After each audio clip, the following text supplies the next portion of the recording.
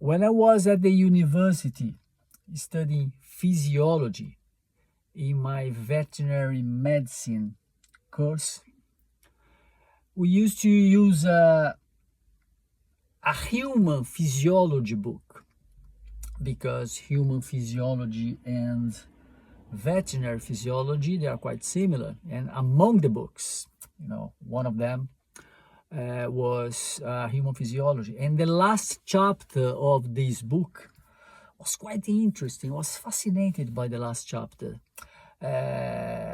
because it was dedicated to divers and astronaut physiology, because the both of these two professionals, they work differently. You take the example of a diver when he's deep in the water and the diver comes back to the surface. If stays long and if it's too deep, they need to go back to the surface very gradually, sometimes taking hours to go to the surface. Otherwise, they can die from embolism, small bubbles of air building up inside the bloodstream, and they can die. And then the physiology of astronauts and divers are very different. I was fascinated by these chapters. This chapter, that was the last chapter. And apart from this book, there is something that is called Paperclip project, or Operation Paperclip, or Paperclip project. I will check the name.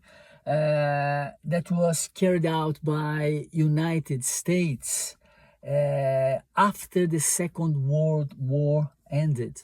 In that time, Germany was in pieces, and all the scientists from the Nazi party were just there,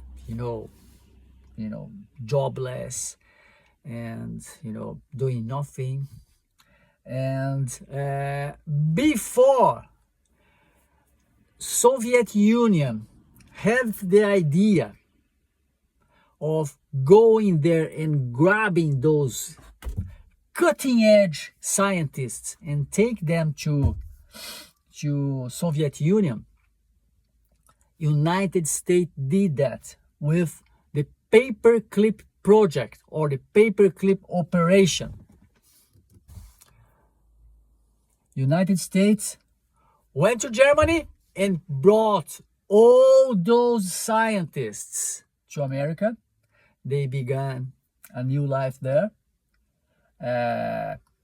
New passports, new documentation, new names.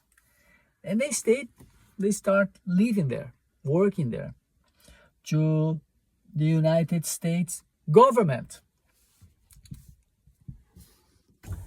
And I found out recently that most of those experiments carried out by the physiologists to make that book that used to fascinate me were done by Nazi scientists using Jewish people for their experiments. And quite shocking thing I just found out. That book that amazed me during my university. The studies were done by Nazi scientists, doing absolutely cruel tests and experiments in people. Quite shocking for me. But there's another thing. The Nazi engineers brought to the United States by the Operation Paperclip, they were the main engineers after a few years that made NASA. The NASA institutes then were made by Nazi engineers. Nazi's American institution.